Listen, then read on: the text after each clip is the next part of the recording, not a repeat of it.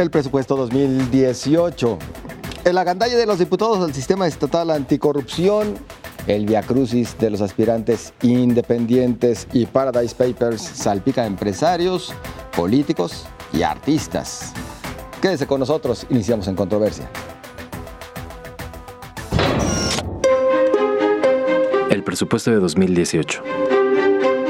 Sin impuestos nuevos y con un incremento del 9.48% respecto al ejercicio de 2017, el gobierno de Jalisco presentó el paquete económico para 2018. Se trata de un presupuesto de 108,300 millones de pesos, detalló el secretario general de Gobierno, Roberto López Lara. Entre las novedades, se suprimió el cobro de impuestos de negocios jurídicos que tanta polémica había causado y se destinan 40 millones de pesos para el sistema anticorrupción. El presupuesto garantiza recursos para la conclusión de los trabajos de la línea 3 del tren ligero, con más de 5,000 millones de pesos. Para la construcción de la planta del Purgatorio, los recursos se recortaron, pues se le etiquetaron solo 100 millones, 60 menos que el año anterior. El recorte es por el nulo avance de la presa El Zapotillo.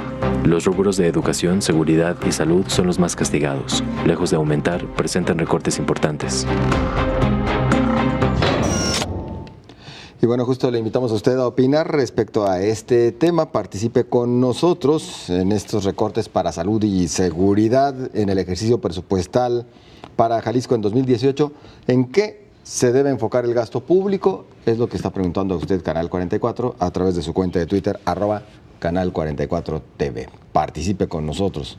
Saludo a mis compañeros. Sonia Serrano, muy buenas noches. ¿Qué tal? Muy buenas noches. Julio Ríos. Muy buenas noches, un gusto estar aquí. Jaime Barrera, buenas noches. Buenas noches a todos. David Gómez Álvarez. Buenas noches a todos. Pues a ver en qué se tendría que recortar realmente en este presupuesto, más allá de salud o seguridad, Jaime. A ver, si nos fijamos en realidad a lo que más destinan es educación, salud y municipios. Son como los tres donde más le ponen. Le recortan, por ejemplo, drástico a la Secretaría de Desarrollo Económico, a la Secretaría de Turismo, que paradójicamente son como las secretarías que más resultados han dado, las que pertenecen al gabinete económico, ¿no? Yo platicaba con Héctor Pérez Partida y decía que, bueno, porque en desarrollo económico no está proyectado ningún parque industrial, que fue lo que más o menos les aumentó el presupuesto el año pasado, y que en turismo está el tema de un concierto muy importante que se canceló para este año, que es el Lollapalooza, ¿no? Uh-huh. Pero bueno, el tema es que es una propuesta ahí que supera los 100,000 millones de pesos y que pues no resuelve los temas más relevantes del Estado, como son el tema de la seguridad, que se va a un cuarto lugar, el tema del medio ambiente, que se va a sexto lugar, y lo que llama la atención es que pues ya se contempla toda la creación del Sistema Estatal Anticorrupción y todo el compromiso que tiene que ver con las nóminas de la creación de todo el aparato burocrático del Sistema Estatal Anticorrupción, las salas que se incrementan en el Tribunal Administrativo para ver esos temas, el tema del nuevo justicia penal, que bueno, habrá que ver cómo se da. Y digo, lo que tampoco podemos dejar de decir es que es una propuesta inicial del Ejecutivo que hoy tiene el Congreso y que el Ejecutivo propone y el Congreso dispone, ¿no? Ahí viene el debate y por lo que me han dicho, pues va a sufrir, le van a meter pues ahí cirugía mayor, ¿no? Vamos a ver qué pasa. Pero esa es como una propuesta inicial, donde también se queda a medias todo el tema de los programas operativos anuales, pese al voluminoso paquete que son 6 tomos y 3 anexos. O sea, le tarda uno en meterle el diente y meterle el ojo bien, pero así a un vuelo de pájaro inicial yo destacaría eso. Hay una precisión en cuanto al presupuesto destinado al Sistema Estatal Anticorrupción. Me parece que aquí hay un problema de taxonomía, de clasificación. En realidad, lo único novedoso en el Sistema Estatal Anticorrupción es el comité de participación social y la pequeña estructura del secretariado ejecutivo que va a tener. Es decir, en términos reales eso costará y las nuevas salas del tribunal. millones. No, pero es que las salas tienen una función no exclusivamente de anticorrupción, sino en general para toda la justicia administrativa, que tiene que ver con corrupción, pero con otras cosas. Es decir, ante la falta de funcionamiento del Tribunal Estatal Administrativo, que hoy se convierte en el Tribunal de Justicia Administrativa, simplemente le agregan una sala superior con 3 magistrados por la imposibilidad de remover a los que están. Que sigue pero el Poder no puedes Judicial sin tener un impacto presupuestal importante. Exacto. Pero además, todas las demás otras figuras, instancias de la Fiscalía también en el combate a la corrupción. pero que Pero en tampoco realidad tiene recursos asignados especiales. es muy poquito. Es decir, no pinta el tema anticorrupción como lo han querido plantear como algo que se le están asignando 40 o no sé cuántos millones. Y pongo el ejemplo de cuando se habló de gobierno abierto el año pasado para hablar de una serie de cosas que ya existían o presupuesto participativo, cuando en realidad simplemente son fondos de desarrollo social. Es decir, el nombre importa, hay que llamar a las cosas por su nombre y ahí hay una impresión. Pero yéndome un paso atrás, lo que me parece muy interesante de la discusión del presupuesto es que en Jalisco el presupuesto del Estado ha aumentado año con año desde hace décadas. Y sin embargo siempre hay un déficit para temas prioritarios como salud, educación, seguridad. Y eso tiene que ver con que el gasto corriente, la parte que tiene que ver con el pago de salarios y sueldos, sigue creciendo y no necesariamente de aquellos que proveen estos servicios públicos, es decir, policías, enfermeras, médicos, profesores, sino sobre todo de una buena parte de la burocracia que a pesar de algunos dichos y discusiones, sigue aumentando en términos reales absolutos. Y ahí hay una discusión que tendríamos que pensar como Estado, cómo le entramos a una discusión del presupuesto que sea más amplia, porque al final del día la propuesta que hace el Ejecutivo en efecto no necesariamente es la que va a aprobarse en el presupuesto. No, pero varía un 1% menos, cuando mucho. Cuando mucho en la parte no programada, en la parte, digamos casi que nada. Pero la parte que sí varía es el presupuesto ejecutado. Es decir, el presupuesto tal cual como se gastó, con el que se cierra el año. Pero en eso tampoco el Congreso interviene, no, lo decide el Ejecutivo. No, claro, pero por eso mismo lo que plantea aquí el Ejecutivo no es necesariamente lo que habrá gastado el Ejecutivo a finales del próximo año. Es mentira que el Legislativo interviene en el tema del gasto, es una gran mentira. Sí, marginalmente. Válida. Y más cuando vemos que las resignaciones que hacen no superan el 1 o 2%, sí, menos de cuando 1%, mucho el no. 2%, cuando Yo no mucho. Bueno, la última vez que hubo un reajuste superior a 1% fue el veto de 2011 de año Emilio pasado González. también fue como el 1%. Pero lo interesante es que fue menos. si el Congreso no incide en la distribución de recursos, no hay un debate público suficientemente amplio con la sociedad sobre el instrumento de política pública más importante que existe, que es el presupuesto de egresos. Es decir, el gobernador, el Ejecutivo dice, aquí tanto, aquí tanto, aquí tanto, y los diputados me discuten, modifican en un... Bueno, a ver, eso se debe a que no le entran y no hacen la tarea como debe ser, ¿no? Y la sociedad y los actores, es decir, la iniciativa privada, la academia, los medios de comunicación, deberíamos de estar discutiendo en el presupuesto abierto dónde deberían estar las apuestas de Jalisco. ¿Tiene que ver con tiempo todavía o por qué motivo no se le entra? La verdad no entiendo mucho cuál era el sentido. Yo esperaba que ayer en la conferencia de prensa Héctor Pérez Partida diera un norte de por qué esos cambios tan radicales en muchos de los temas. Es cierto, como dice Jaime, que le dedican un gran presupuesto a educación, pero luego si lo comparamos con el total, lo que vemos es que el presupuesto en términos reales de educación ha ido decreciendo en cada año con Jorge Aristóteles Sandoval, como sucedió también en los gobiernos anteriores de Emilio González Márquez y en el de Francisco Javier Ramírez Acuña. ¿En qué se refleja esto? Bueno, pues en que Jalisco, si bien es cierto, ha hecho un esfuerzo importante por abatir el rezago educativo, sigue estando de media tabla más o menos en el tema.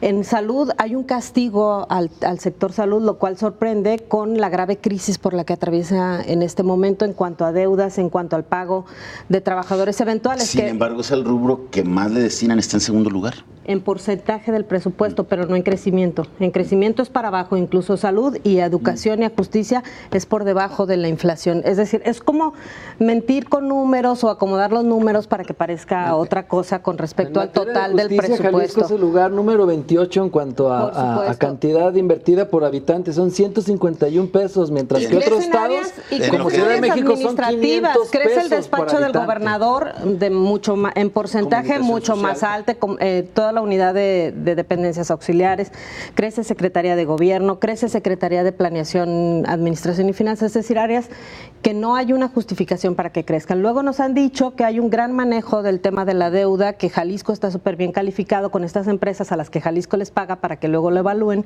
y resulta que crece 20% el pago de deuda sin contratar nueva deuda. ¿Qué significa esto?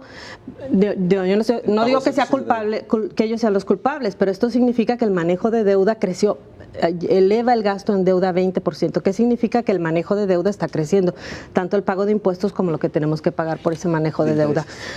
De intereses. No creo que, me parece que no hay una explicación clara de este ajuste tan radical que hay en muchas unidades presupuestales.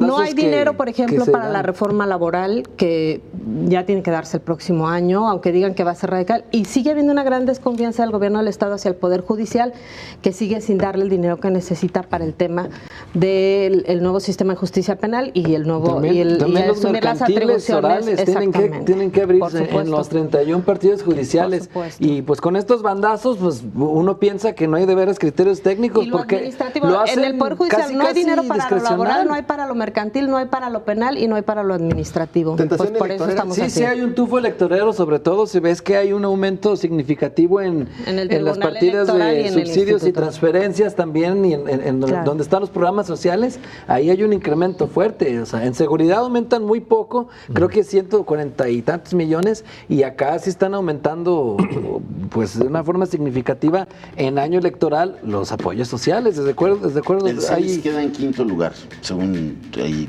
Creo que lo que falta... Bueno, pero si lo comparas con el 2017 es creo que lo que falta es una discusión más amplia, una justificación más puntual de por qué se recorta aquí, por qué se aumenta acá. Es decir, una discusión pública.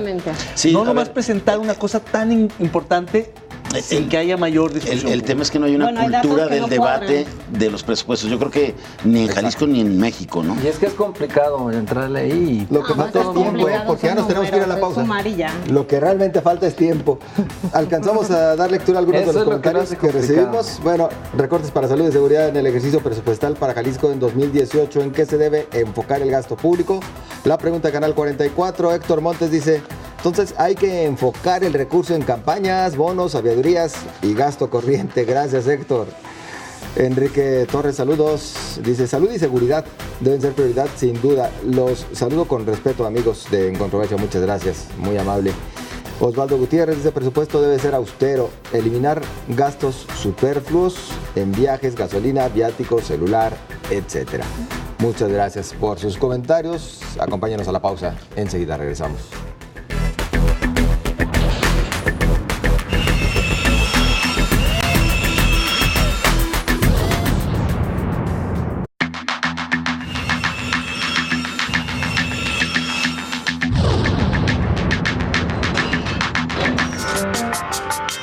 Agandallan diputados al sistema anticorrupción. La Comisión de Selección del Sistema Anticorrupción del Estado designó a los integrantes del Comité de Participación Social en las personas de Jorge Alberto Alatorre, Freddy Mariñez Navarro, Lucía Almaraz Cázares, Anel Alejandra Vázquez Anderson y José de Jesús Ibarra Cárdenas. El mismo día por la tarde, los diputados locales se vieron gandallas y aprobaron las convocatorias para los puestos que ellos tendrán que decidir en poco más de un mes, y que incluye a quienes serán el fiscal anticorrupción, el auditor superior del Estado, 3 magistrados administrativos, contralores de organismos constitucionales autónomos como el Instituto Electoral y de Participación Ciudadana, la Comisión Estatal de Derechos Humanos Jalisco y el Tribunal Administrativo. Los legisladores se negaron a aplazar los tiempos y pusieron como fecha fatal el 14 de diciembre, lo que significa que el grupo tendrá que trabajar a marchas forzadas. Esto, dicen, podría prestarse a que se filtren personas ligadas a partidos políticos, a cargos tan sensibles donde les tocará investigar y sancionar a funcionarios corruptos. Y en este tema, Canal 44, a través de Twitter, pregunta: ¿se aprovecha el Congreso del Estado del Comité de Participación Social del Sistema Anticorrupción? Se menciona que si al asignarle tantas obligaciones, aquí más bien agregaríamos, o más bien pues ahora sí que meterle gol en todo, porque no les permitieron tomar decisiones ni en tiempos, ni en plazos, en nada prácticamente, Julio Ríos. Mira, cuando una persona se inscribe en una convocatoria, pues ya se supone que sabe a lo que va también.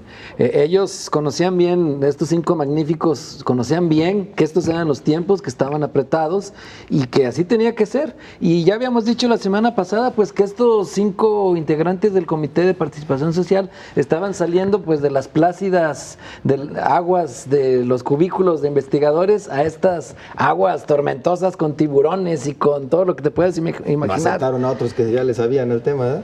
Bueno, pero ahí había muchos que sabían, sin duda. Entraron ellos otros peros. y ahora tendrán que enfrentarse a esto. Y bueno, y una de estas mañas de los tiburones es que no hubo esa sensibilidad. Ahí más bien sí se esperaba de parte de los diputados, pues esta sensibilidad política, y más cuando se le habían pedido varios organismos ciudadanos, y pues se apresuran y el mismo día aprueban todas estas convocatorias, y ahora viene lo complicado. Todo había sido un cuento de hadas y ahora ya empieza la parte tormentosa.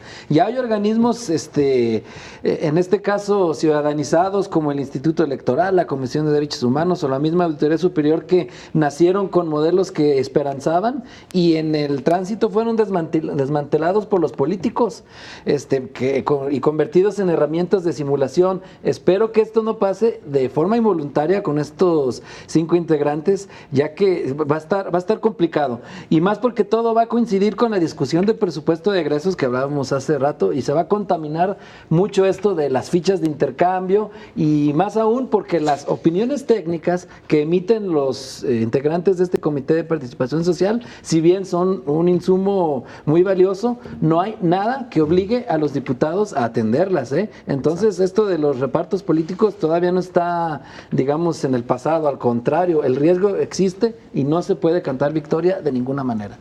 ¿Un verdadero agandalle, Sonia? A ver, las reglas ya estaban establecidas, no solamente en cuanto a los tiempos, sino también en cuanto a los procedimientos para los nombramientos que vienen. A mí me parece que en este momento el papel del comité va a ser más bien de una sobrevigilancia y de una exigencia de transparencia de cómo vayan siendo los procesos. Este fin de semana pasado hubo algunas reuniones de los organismos que han estado acompañando el proceso, justamente para hacer una revisión de los tiempos que se marcan en las convocatorias y de las reglas que aparecen en las mismas, y por supuesto que se encienden las luces de alerta con respecto a que los diputados pues sacaron todo a prisa para seguir siendo, yo no creo que nada más ellos, sino que además sea en esta legislatura antes y con estos diputados, es decir, muchos de ellos van a tener que solicitar licencia porque van a buscar otros cargos, y por supuesto que esto siempre genera, lo habíamos platicado en otra ocasión, un desorden al interior del Congreso del Estado que no le convendría tampoco a este proceso. ¿Qué tendría que venir? Se consultó justamente estas alertas que se establecieron con los integrantes del comité para saber qué opinan ellos con respecto a los tiempos, y bueno, si bien coinciden en que son reglas que no eran las ideales para la estructuración del sistema estatal anticorrupción, pueden resolverlo, es decir, pueden en el margen que todavía les permite la ley, porque hay que insistir, el proceso de reformas todavía no se ha completado, en el margen que les permita la legislación actual, todavía pueden pues ejercer cierta vigilancia y en la medida de las atribuciones cierta presión para que los funcionarios que sean electos sean los correctos. Por lo pronto hemos visto que no ha sido tan concurrida las primeras convocatorias que se lanzaron, lo cual nos habla también de que pues no todos estaban tan preparados como pensamos, es decir, no los ciudadanos, pero tampoco a quienes impulsarán los políticos. Ya vemos algunos, ya vemos por ejemplo en el Tribunal Administrativo a Jesús Reynoso, vemos a Laurentino, gente que ya estaba seguramente lista para que se lanzaran las convocatorias. Creo que todo dependerá, volvemos a lo mismo, de que el ciudadano se acostumbre a poner atención en estos procesos, a vigilarlos, a exigir transparencia y a no permitir, es decir, que le salga muy caro cualquier abuso o exceso que cometan los diputados. Porque de que saben estos 5 y tienen probidad, pero solos no pueden. Tiene que estar la sociedad empujando. Claro. David. A ver, yo creo que el tema de nueva cuenta de las designaciones públicas está en el centro del debate. Todavía no tenemos una conciencia, una cultura, una claridad de cómo entrarle a estos temas que son fundamentales para la vida pública del Estado, del país, y que estamos muy acostumbrados a que históricamente este tipo de cargos públicos se repartían entre cuates y cuotas los políticos. Hoy está cambiando eso. Hoy tenemos mejores mecanismos, mejores instancias para poder hacer esas designaciones públicas. El problema con el arranque del sistema estatal anticorrupción en Jalisco es que de golpe se van a designar 10 posiciones fundamentales. El auditor superior, el fiscal anticorrupción, los 3 magistrados del Tribunal de Justicia, los titulares de los órganos de control interno de los distintos organismos constitucionales autónomos, incluso el contralor del propio Sistema Estatal Anticorrupción, de la Secretaría Ejecutiva, cuando no hay ni siquiera convocatoria para elegir todavía al secretario ejecutivo. Es decir, primero se va a poner a quien va a vigilar al jefe. Oye, y cuando no se ha designado el jefe. Y en ese no tiene voz ni voto el Comité de Participación Social. Se lo pone directamente el Congreso. Pero exacto. Si nos vamos hacia atrás un poco, José Ángel, hay que recordar que hubo intentos de propuestas de parte del gobernador y de otros actores políticos de decir, yo me la voy a jugar con el Comité de Participación Social, yo les voy a proponer que haya una reforma legal para que sean ellos los que elijan no solo al fiscal anticorrupción, al fiscal general. Todo eso que se discutió, todas esas subastas demagógicas y retóricas quedaron en el olvido. Hoy sabemos que la decisión en la designación de estas 10 figuras fundamentales recae exclusivamente en el gobernador y los diputados. El Comité de Participación Social solamente tiene una opinión técnica, que no es vinculante, que solamente podrán tomar en cuenta el Ejecutivo, los poderes públicos para el momento del nombramiento.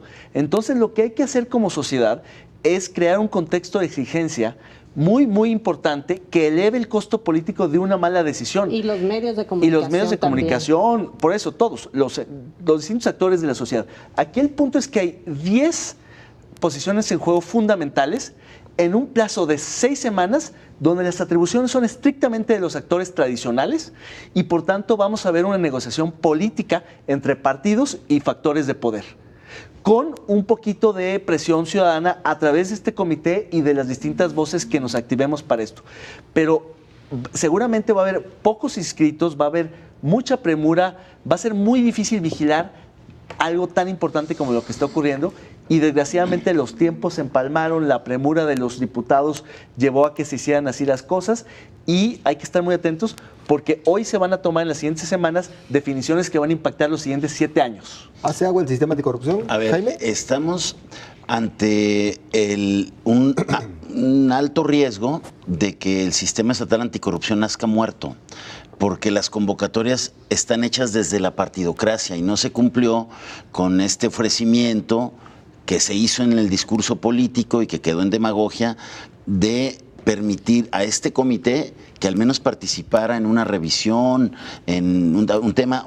Oye, bien por los diputados que el día que toman posesión, que es el 31 de octubre, les digan, oigan, ya están listas ahí las 5 convocatorias, pero nos reunimos, échenles un ojo, les damos 3 días, ¿no? Y cualquier ajuste lo hacemos. Pero me parece que los consejeros fueron medios avasallados al principio, ni chance les dieron de eso, porque pues al otro día las emitieron, ¿no? Estas 5 convocatorias que hacen que los integrantes del comité no tengan el proceso desde el principio. Entonces, ponen en riesgo la gran oferta y la gran expectativa que teníamos de que justamente su intervención en el sistema estatal anticorrupción rompiera con esta lógica de los cuates y las cuotas, y eso pues realmente está ahí latente. Y digo, la única manera de poder tratar de parar esa inercia, pues es justamente con participación, arropándolos y que ellos también demuestren esa independencia, esa valentía, esas capacidades técnicas para a quien la clase política y gubernamental quiera meter ahí de chanfle o envuelta en alguna trayectoria, pues ellos sepan con argumentos técnicos hacer valer. Y que no quede, como dicen las propias convocatorias, que todo quedará a decisión de la Asamblea de los Diputados y su libertad soberana, porque ahí, pues nada, y eso está en las convocatorias. Pues entonces el Comité de Participación Social va a ser nada más... no podía ser diferente. ¿Y desde cuándo? A ver, y tan está desde la lógica de las prisas, que esta semana se decide todo, ¿eh? En esta semana... Es decir, sí, los interesados tuvieron días para los que no sabían. Obviamente los que tenían información privilegiada las están juntando desde hace 2 meses a lo mejor. Claro.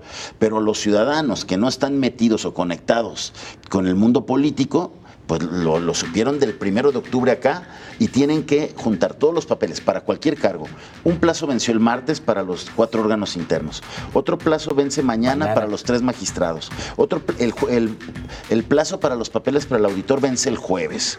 También el del contralor de la Secretaría Ejecutiva y para el fiscal anticorrupción lo dejaron hasta el viernes. ¿Vieron alguna inserción a la opinión pública? Los pusieron en varios periódicos así, una convocatoria en este, otro en el otro. Así es. Los políticos están haciendo fila con el plato en la mano para entrar a este buffet. Así de sencillo. Vamos a algunos de los comentarios que ustedes nos hacen llegar a través de las redes sociales. A la pregunta de Canal 44, ¿se aprovecha el Congreso del Estado del Comité de Participación Social del Sistema Estatal Anticorrupción? Vamos a sus respuestas. Adelante con ellas. Andrea Medrano dice: el Congreso cree que nos cambia espejos por oro y ahí es donde se engañan ellos mismos. Desde hace mucho tiempo son gobierno de una minoría. Den resultados, pandilla de ladrones, les dice Andrea Medrano. Muchas gracias. Fausto Chaboyán dice: sí, quiere deslindar su responsabilidad en los asuntos de la corrupción y la impunidad. Gracias, Fausto. Ángeles Báez dice: no es necesario crear más y más puestos en el gobierno. En cuanto a seguridad, se les debe exigir a los que ya están que cumplan bien sus funciones. Muchas gracias, Ángeles, también por participar con nosotros. Bueno, nosotros seguiremos abordando más temas, pero antes una breve pausa.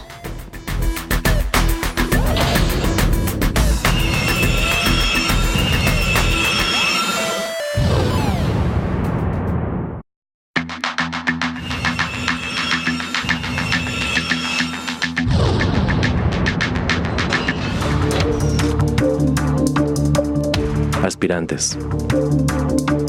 La carrera independiente por la presidencia de la República en 2018 inició para 40 aspirantes aprobados por el Instituto Nacional Electoral y desde el pasado 16 de octubre se dedican a recabar firmas. Los candidatos presidenciales independientes tienen 120 días para recabar las 866.593 firmas válidas de apoyo ciudadano. De acuerdo al INE, la expanista Margarita Zavala lleva 35.738 firmas, seguida del gobernador de Nuevo León, Jaime Rodríguez, con 20.471.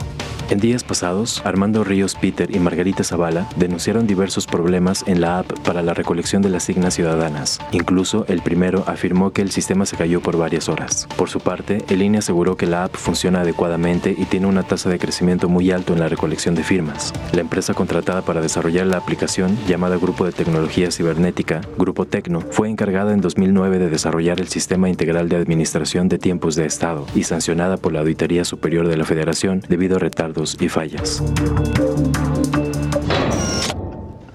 Bueno, pues así están las cosas, la verdad es que sí, rezagados con la recolección de firmas los aspirantes y la ven cada vez más difícil, David.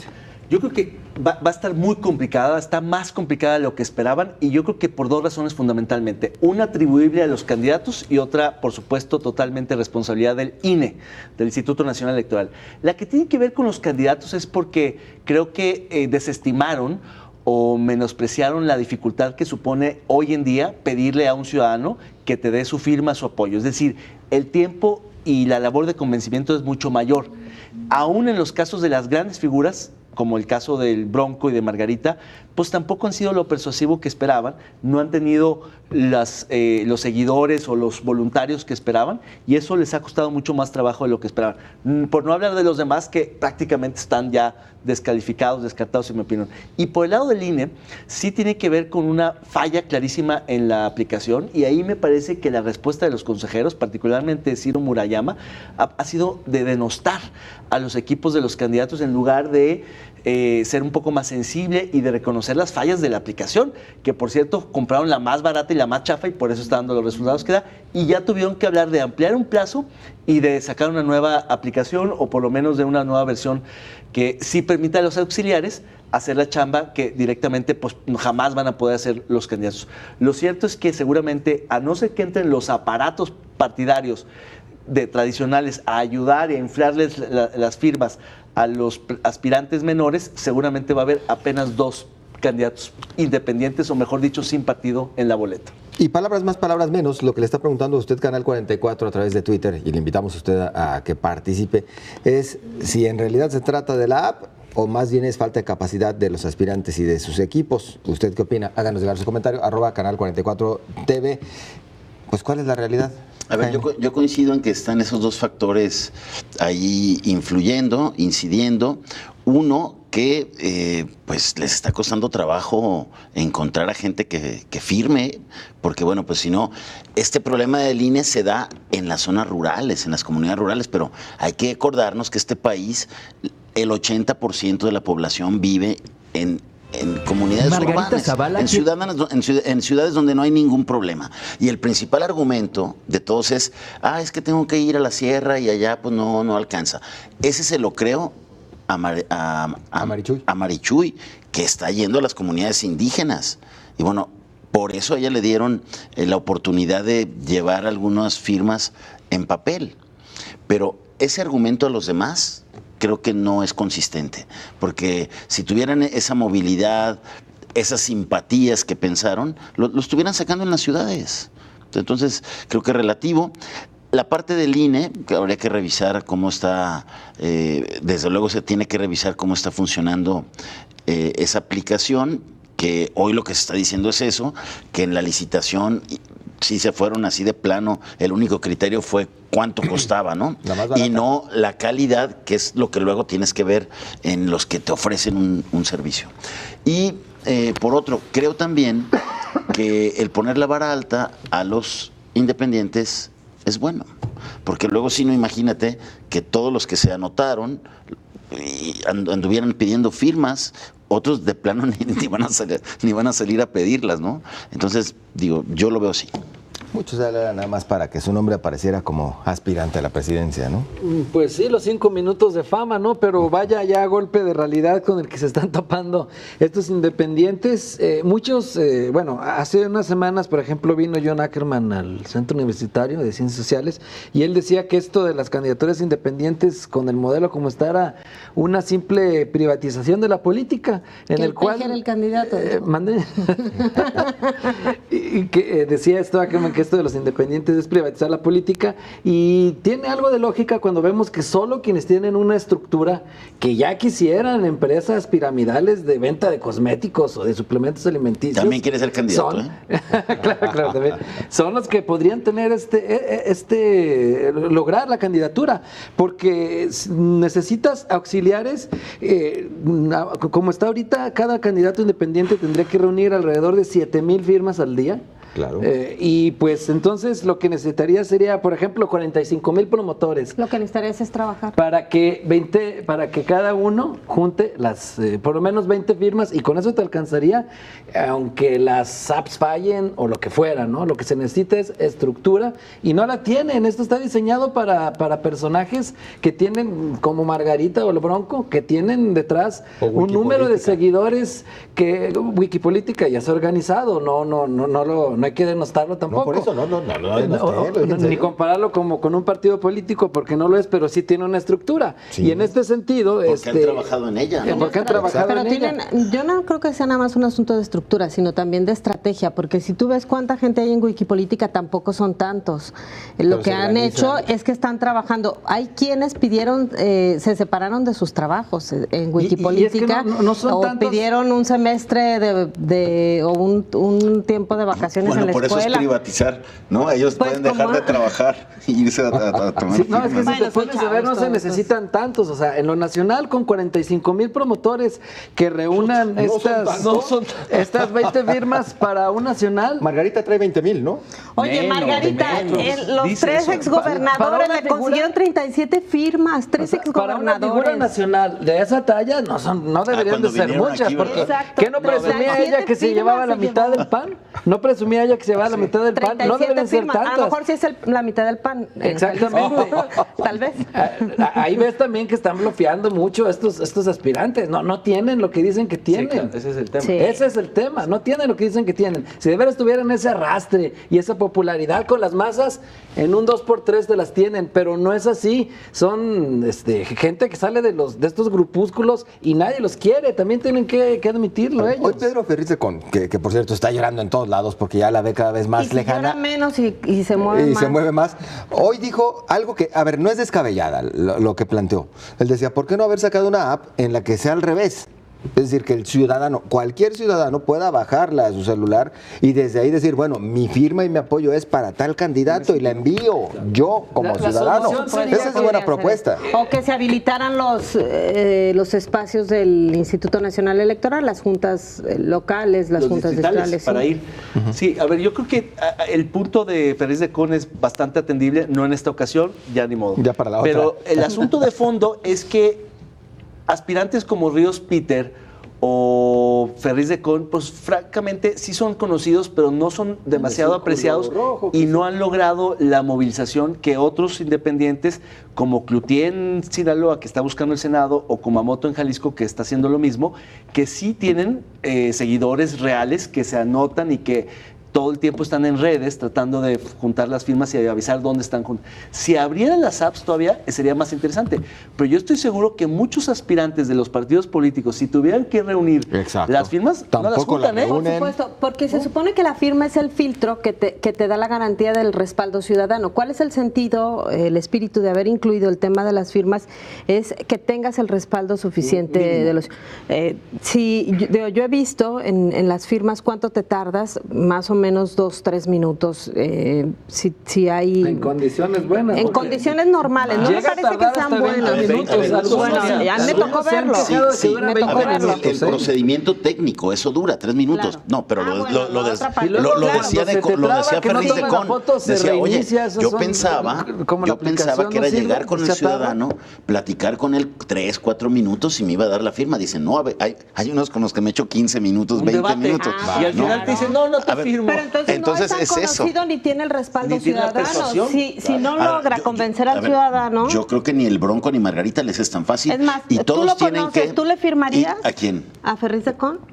No, yo creo que no, no es mi candidato, desde luego que no. A ver, bueno, pero el tema es, de repente ¿no les parece que queremos que los independientes o los candidatos sin partido vengan a refrescar la política y los procesos electorales para que ya no vivamos siempre de las estructuras de los partidos y todo lo que conllevan? Y ahora les estamos exigiendo estructura a los independientes. ¿No es ilógico? Bueno, es que, a ver, ahí también pero es está... que también tienes que tener un mecanismo que sea un filtro. Esas son las que está diseñado para la vieja guardia. Ahí sin duda está también la mano de la partidocracia. Claro. También está metida la mano ahí. Y todas estas fuerzas, movimientos, organizaciones de la sociedad civil, la verdad, medios, perdimos de vista esa dificultad con la que hoy están enfrentándose. La verdad era bajarle un poco, como pasó aquí con la reforma política, de que se bajó del 2 al 1%. En la federal todavía está el 2%, y no es en 3 patadas por más famoso que seas. Yo sí creo que tiene un gran mérito, y es una vara muy alta, juntar el número de firmas que se les están exigiendo. Pero hay modelos como el español, donde el acceso a la boleta es muy barato y el acceso al financiamiento es muy caro. Es decir, tú puedes estar al reverso de la boleta junto con muchos nombres y ya si te votan y reúnes un mínimo porcentaje de apoyo, entonces recibes financiamiento.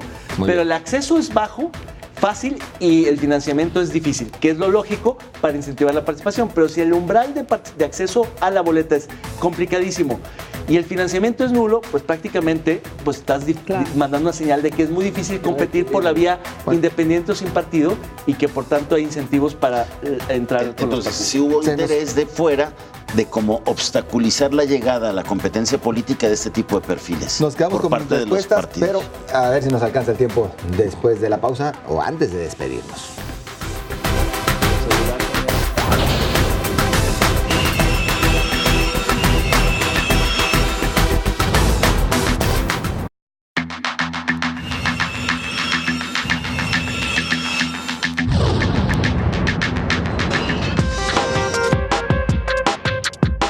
Paradise Papers.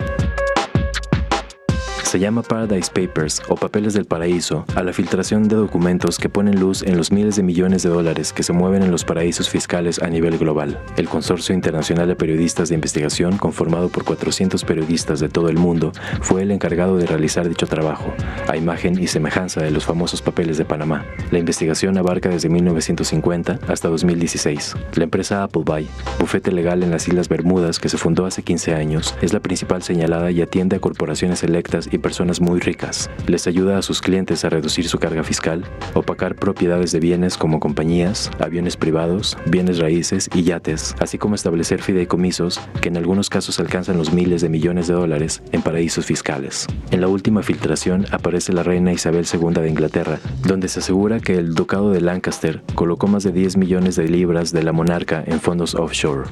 Por México aparecen el exsecretario de Hacienda Pedro Asper Mella, el exlíder de la CTM ya fallecido Joaquín Gamboa Pascoe, el exsecretario de Seguridad Pública Alejandro Gertz Manero y hasta el controvertido padre Marcial Maciel de los Legionarios de Cristo.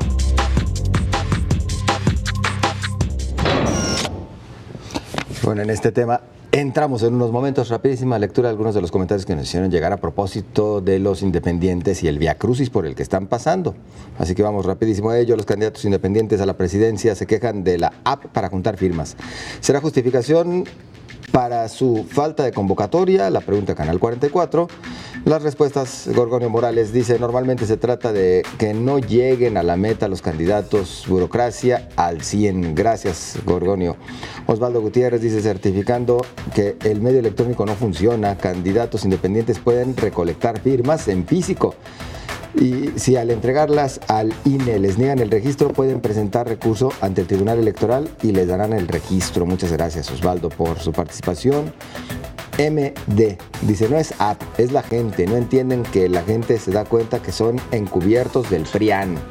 Muchas gracias también por su comentario. Y Gabriel Herrera dice, son demasiados aspirantes y todos ellos significan un gasto al INE. ¿Y qué caso tiene? Sería más económico la segunda vuelta y nadie habla de eso. Así estaríamos más seguros de un ganador, sin duda. Gracias. Bueno, muchas gracias también a usted. Norma dice, ¿la vieron muy facilito? Pues no. Como dice el dicho, ahí es donde la puerca torció el rabo. A trabajarle, mis independientes, si quieren lana. Muchas gracias, Norma, por sus comentarios. Y entrando al tema de los Paradise Papers, Sonia Serrano, pues hay muchos monos que quedan sin cabeza. Sí, bueno, otra vez este esfuerzo global, ahora sí que aprovechando la globalización, globalizando la investigación periodística con estos documentos, en particular sobre los paraísos fiscales en Malta y en algunos sitios del mundo. Está el antecedente que se había dado sobre la investigación cuando había comenzado el homicidio de Dafne Caruana, esta reportera en Malta, que ya hacía ver lo complejo que o lo que estaba sucediendo en este lugar. Salen pues prácticamente involucrados actores de todo tipo, desde artistas, vimos a la realeza, vimos políticos, vimos empresarios, con el énfasis de muchos de estos actores y de quienes los han defendido acerca de que no se trata de un delito, que es otra manera de decir dónde inviertes tu dinero y qué haces con tu dinero. Sin embargo, pues queda, por supuesto, este sesgo de que si vas a un paraíso fiscal es justamente para tratar de evadir los impuestos que tendrías que pagar en tu país. Y digo, no podemos algo que parece, o soslayar algo que parece hasta un chiste, ¿no? Un exsecretario de Hacienda que se encarga de hacernos pagar a todos los cautivos y que nos trae en jaque invirtiendo en este paraíso fiscal, ¿no? Bueno, pues es que él tenía información privilegiada. Pues sí, pero es verdaderamente un muy mal chiste. A ver, este esfuerzo también ayuda a visibilizar también las tramas de corrupción para lavar dinero de corrupción y del narcotráfico. Aunque obviamente no todos son así, digo, ya varias empresas mexicanas ya emitieron un boletín diciendo que ellos sí habían hecho público en la bolsa de valores la asociación con empresas en estos paraísos fiscales, pero bueno, eso habrá que checarlo. La vez pasada de los Panama Papers, lo que ahí salió, pues a varios empresarios se les había olvidado pagar más de 400 millones de pesos. Digo, no tiene nada que ver una cifra con lo visto, pero bueno, estos esfuerzos hechos por más de casi un centenar de periodistas de más de 60 países que se coordinan, que luego revisan un mundo de documentos, más de 13 millones de documentos que tenía esta casa que hace estos contratos, bueno, pues te ayudan también a detectar casos que huelen muy mal, como el de Gamboa Pascoe, el ex líder de la CTM, que tenía ahí cuentas y empresas por más de 15 millones de dólares. Un líder sindical, ¿de dónde? ¿Cuáles empresas? ¿Y cuándo las hizo? ¿No? Entonces, bueno. Si están jodidos los trabajadores, ¿por qué jodido yo? La frase es célebre, ¿no? Eso diría un líder sindical. Pero entonces, ahí está ese trabajo que sin duda contribuye y que habrá que seguir. Bueno, es que el tema es justamente para algunos no tanto la evasión ya en este momento, sino cómo de repente aparecen nombres de personajes que ¿de dónde salió ese dinero? ¿De dónde exactamente. Salió? Sí, a ver, yo creo que hay muchas dimensiones. En efecto, lo primero que hay que decir es que no en automático son recursos ilícitos ni hay delitos por evasión fiscal. Pero en muchos de los casos, por la opacidad de las transacciones y el tipo de empresas y de operaciones financieras altamente complejas, es muy probable que al menos no paguen los impuestos completos que correspondan, que en no sus países estén de origen. En sus países de origen, que no hay una explicación clara y correspondiente de cómo amasaron esas fortunas, en fin. Y al final del día también hay una dimensión ética que tiene que ver con que un exsecretario de Hacienda que tanto decía que había que repatriar capitales, que había que ser leales a la patria, que había que evitar la fuga de capitales, termine siendo un operador financiero que está evadiendo impuestos. Y además el encontrar un punto, es como la casa esta donde se registran los vehículos carísimos para evadir el pago de impuestos en Hidalgo. En Morelos. En Morelos, perdón, de los vehículos. del Exactamente. O sea, por supuesto que si encuentras un lugar en donde vas a concentrar esto, no puede ser más que una planeación para hacer algo que no parece exactamente. Sí, y hay una dimensión ética de muchos de estos políticos y líderes sindicales que evidentemente, aunque hagan maromas y legalicen lo ilegal, pues hay un tema que no checa y que hay un ocultamiento de la información, porque a eso se dedican. Las explicaciones son fantásticas de cómo van moviendo el dinero y van metiendo capas de información y distorsionando ciertas cosas al punto de que ocultan información de gente que no podría explicar públicamente esos montos, esos recursos, y que por tanto tampoco están pagando lo que corresponde. La Secretaría de Hacienda ya reconoció que durante los últimos años ha cobrado una parte ínfima de lo que debería estar cobrando por ingresos, por impuestos sobre el ingreso en ese tipo de transacciones y de empresas. Yo creo que esta es una llamada de atención al mundo entero porque sacudió muchas redacciones, muchos países, muchos gobiernos, para que a través de los instrumentos globales que existen, el Fondo Monetario Internacional, el Banco Mundial, para que regulen mejor estos mercados financieros, para que haya menos evasión fiscal. Muchas de estas empresas que salen, que aparecen ahí, lo que tiene que ver con las empresas, no con los políticos, son estas que luego presumen la inversión en muchos países y que reciben un montón de beneficios, pero que luego ahora vemos exactamente que esos beneficios no se quedan en el país, ¿no? Y salta el caso de Razaland, esta empresa que tiene el proyecto de Chalacatepec en sociedad con el IPEJAL y que también está registrada el socio principal con estas 3 empresas que conforman Razalán, que son Chalamar y, otras 2 que no recuerdo, pero que tienen que ver con Chalacatepec, aparece también en esta investigación que en México publica la revista Proceso. Entonces, ¿cuáles son los beneficios de que esta empresa venga a invertir a Jalisco y le regales el suelo, porque además se lo diste a 10 pesos, entre 10 y 30 pesos el metro cuadrado, según lo que ha documentado Milenio en las investigaciones de Agustín del Castillo, para que esta empresa luego lo revenda? Exactamente, y no esté pagando a $13. Y se lo llevó todos sus ingresos a Bermudas. Así es. ¿Alguien pisará la casa? Pues eso ya es difícil pronosticarlo, pero lo que sí queda es muy claro es que los periodistas están haciendo su chamba, que es llegar a la verdad. Falta que las instituciones, sobre todo en México, lo hemos visto, hagan la suya, que es llegar a la justicia.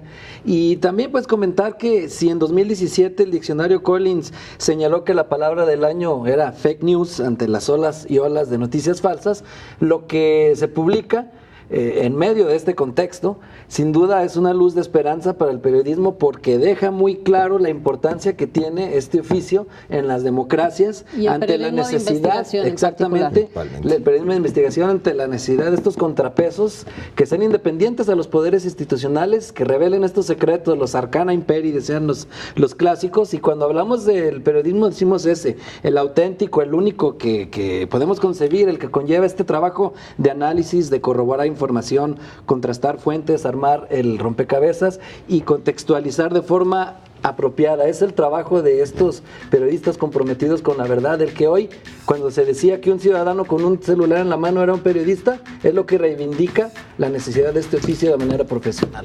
Nos resta un minuto y tenemos algunos comentarios, al parecer son del primer tema que tocamos aquí acerca de los recortes para salud y seguridad, concretamente el tema presupuestal. Muchas gracias por participar. Arturo Ayala dice, el pago de deuda es un claro ejemplo de que el sector financiero es quien gana tanto en Jalisco como en México. Muchas gracias, Arturo, por el comentario. Gorgonio Morales dice, seguridad y salud y estandarizar sueldos a burócratas igual a los que pagan las empresas. Christopher Robin dice, una persona independiente no se puede mover en solitario a lo largo del país. Esto a propósito del tema de los independientes. Para conseguir firmas necesita la estructura nacional de un partido. Muchas gracias, Christopher, también por su participación. Pues así llegamos al final. Muchas gracias, compañeros. Buenas noches. Buenas noches. Buenas noches. Hasta la próxima semana.